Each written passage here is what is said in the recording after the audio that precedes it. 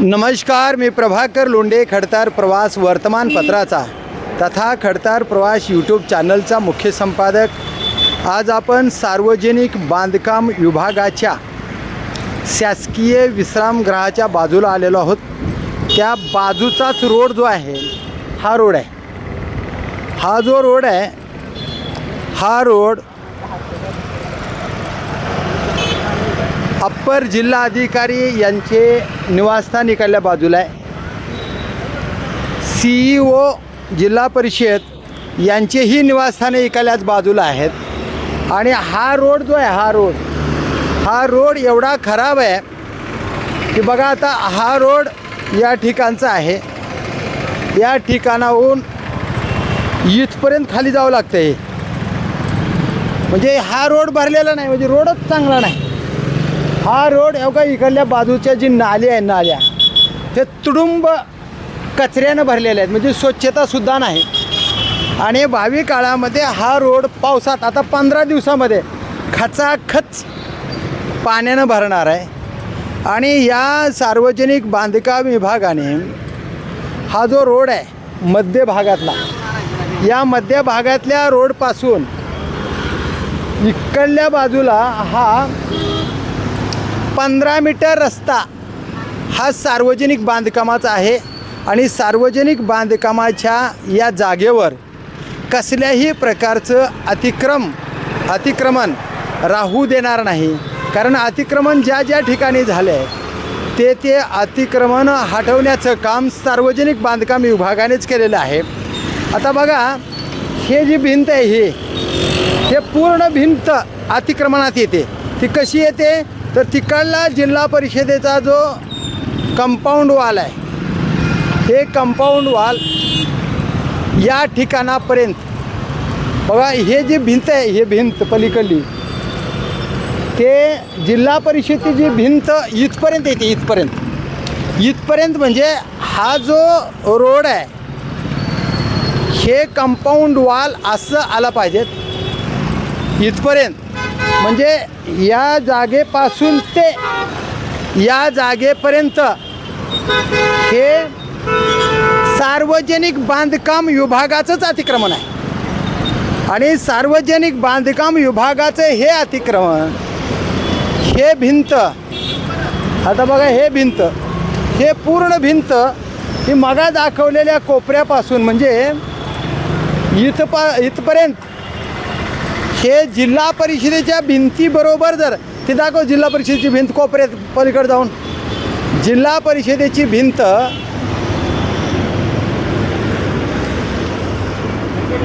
या जिल्हा परिषदेच्या भिंतीबरोबर हे भिंत आली पाहिजे।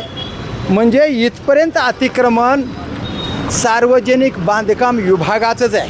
म्हणजे सार्वजनिक बांधकाम विभाग कशा पद्धतीनं काम करत आहे तर सर्वसामान्य माणसांचं अतिक्रमण हटवत आहे आणि स्वतःच्या कार्यालयाचं अतिक्रमण रोडच्या मध्यभागापासून 15 मीटर अंतर, या 15 मीटरपर्यंत कुणालाही अतिक्रमणं करता येणार नाहीत, असं सार्वजनिक बांधकाम विभागाचं म्हणणं आहे।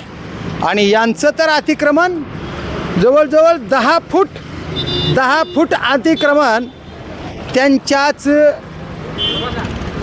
सरकारी विश्रामगृहाच्या सार्वजनिक बांधकाम विभागाच्या कार्यालयाचं अतिक्रमण आहे। हा रोड आता आपण बघा, हा रोड एवढा खराब आहे। हे रोड असं आहे, हे खचाखच कचऱ्यानं भरलेला रोड आहे। हे खड्डे आहेत, हे बघा, थांब रे थांब, हे बघ थांब कसं आहे रोड कसा आहे? रोड चांगलं चालता येते का? नाही चालता येत। गाडी खड्ड्यात गेल्यावर अपघात होऊ शकते का नाही? एक नंबर हो सकता है। कसं काय ही रोड चांगला बनना पाहिजे का नाही? हाँ, अच्छा बनना पड़ता है। एक्सीडेंट हो रहे हैं, बीच में हो गया। रोड अच्छा बनना पड़ता है। कसा आहे रोड, कसा आहे? चालता येते का रोडवर? सांगा खड्ड्यात रस्ता आहे। ओ रोड चांगला आहे का? रोड चांगला नाही। ओ रोड या खड्ड्यातून, या खड्ड्यातून, सुंदर या खड्ड्यातून फर्स्ट क्लास। आता अवघ्या 10 ते 12 दिवस म्हणजे उद्यापासून सुद्धा हवामान अंदाज आहे की उद्यापासून सुद्धा पाऊस पडणार आहे। पूर्ण उन्हाळा होईपर्यंत हे खड्ड्याचे रोड दुरुस्त केले नाही। राणा पाटलानं म्हटलं होतं की निवडणुका संपल्या आचारसंहिता बंद झाल्या पूर्ण शहरातला विकास होईल, रोड दुरुस्त होतील. रोड झालेत का चांगले? इलेक्शन गेलं, निवडणुका झाल्या, आता झुंज द्यावी लागते तुमच्या आमच्यासारख्या माणसाला, रस्त्यावर वावरणाऱ्या लोकांना. असाच जर विकास झाला तर धाराशिव शहरातले माणसं वाचतील का? आतापर्यंत तरुण 2 मेले सांजा रोडला, आपल्या शिवाजी पुतळ्यापासून डॉक्टर बाबासाहेब आंबेडकरांच्या त्या रोडला. अजून किती माणसं मर्जेपर्यंत हे राजकारणी लोक वाट बघणार आहेत? साहेब काय म्हणाल सर तुम्ही? या वास्तविक आता हे दुरुस्त रस्ते झाले पाहिजे. मुख्य रस्त्याची कामं चालू आहेत ती, पण तू उपरस्ते जे आहेत ना ते खूप अवस्था अतिशय बिकट आहे. नाल्या वगैरे दुरुस्त होणं आहेत का गरजेचं आहे. नाल्या चांगल्या? नाल्यामध्ये केर कचरा प्लास्टिक वगैरे या साचलेला ठिकाणी आहे. कोण कोण राहते माहिती आहे का तुम्हाला? इथं शिव साहेब राहतात त्या ठिकाणी, जिल्हा क्लासवन परिषदेचे अधिकारी शिव वगैरे राहतात. राहतात. अप्पर जिल्हाधिकारी राहतात, हो, 82 निवासी ऑफिसर. जिल्हाधिकारी राहतात, हो, 82चे क्वार्टर आहेत. त्यांचेच क्वार्टरकडे जाणारे जर रस्ते चांगले नसतील मुख्य ऑफिसर तर शिंबूड आपल्या नाकाला. निश्चित त्याच्यामुळे अशीच सुधारणा परिस्थिती आहे ना.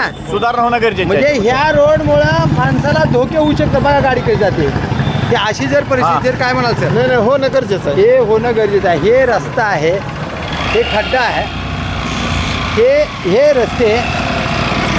काय रे बाबा, चांगला आहे का रोड?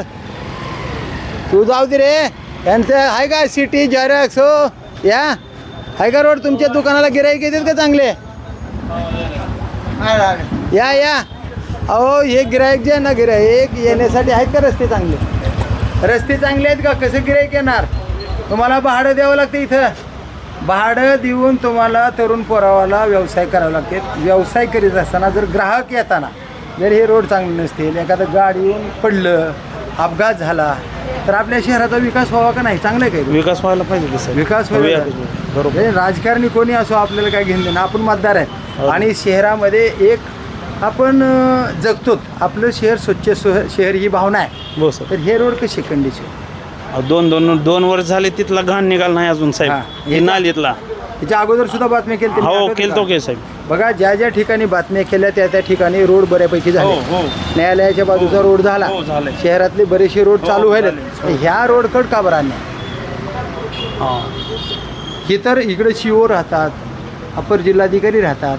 हे सगळी कंडिशन असताना असं जर असेल तर काय म्हणाल त्याच्यावर?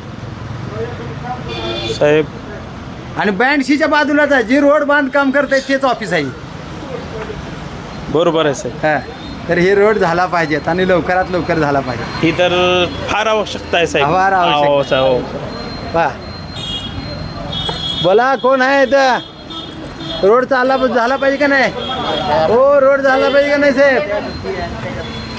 चला, या ठिकाणचे रोड फार महत्त्वाचे आहेत आणि रोड खराब झाल्यामुळं या ठिकाणी ये जा करीत असताना रस्त्याची परिस्थिती खूप बिकट आहे.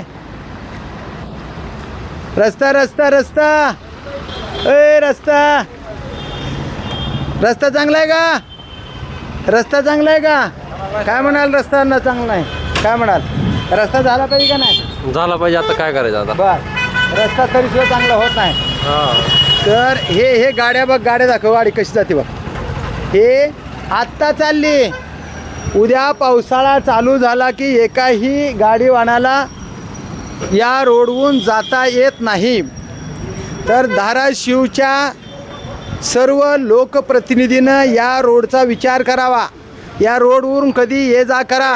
या ठिकाणी अप्पर जिल्हाधिकारी, जिल्हा परिषदेचे CEO आणि इंजिनियर डॉक्टर अशा पद्धतीनं इथं निवासस्थान आहेत आणि या निवासस्थानी राहणारे अप्पर जिल्हाधिकारी, निवासी जिल्हाधिकारी आणि जिल्हा परिषदेचे CEO या ठिकाणी राहतात. यांच्याच घराकडे जाण्यासाठी जर रोड चांगला नसेल तर खरंच शहराचा विकास करण्यासाठी धाराशिवचे लोकप्रतिनिधी काम करतायत का? आणि सार्वजनिक बांधकाम विभागाचे कार्यकारी अभियंता असतील, कार्यकारी अधीक्षक असतील, हे लोक या रोडकडे लक्ष देतात का? हे सगळं आपल्याला पाहायचं आहे. येणाऱ्या हे फक्त 15 दिवसामध्ये धाराशिव नव्हे पण पूर्ण महाराष्ट्रामध्ये पाऊस येणार आहे आणि या पावसाच्या पाण्याने हे रोड खचाखच गच्च भरणार आहेत. काय करते नगरपालिका?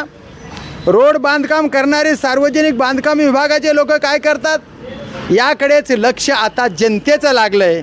खरंच जनतेच्या विकासासाठी जनतेतून निवडून गेलेले लोकप्रतिनिधी काम करतात का? याकडेच लक्ष आहे आणि करणार का याच्याकडे सुद्धा लक्ष आहे. तर पाहूया येणाऱ्या काळामध्ये लोकप्रतिनिधी, सार्वजनिक बांधकाम विभागाचे अधिकारी हा रोड, शहरातले रोड, नगरपालिकेचे सर्व अधिकारी शहरातल्या रोडकडे लक्ष देतील का? याकडेच लक्ष जनतेचं आहे. तर पाहूया येणाऱ्या काळामध्ये काय होतं ते. मी प्रभाकर लोंढे, खडतर प्रवास वर्तमानपत्राचा तथा खडतर प्रवास यूट्यूब चॅनलचा मुख्य संपादक. या चॅनलला सबस्क्राईब करा, शेअर करा, लाईक करा, बेल आयकॉनचे बटन दाबा. आपले विचार शहर विकासासाठी, आपलं घर स्वच्छ घर, तशाच पद्धतीनं आपलं शहर स्वच्छ शहर, आपलं शहर विकासाचं शहर, गुळगुळीत रोड शहरामध्ये प्रत्येक ठिकाणी व्हावे आणि जनतेचा प्रवास सुखरूप व्हावा एवढीच खडतर प्रवास यूट्यूब चॅनलची अपेक्षा आहे. बघूया काय करते हे राज्य करते. धन्यवाद. धाराशिवकर. जय हिंद, जय महाराष्ट्र.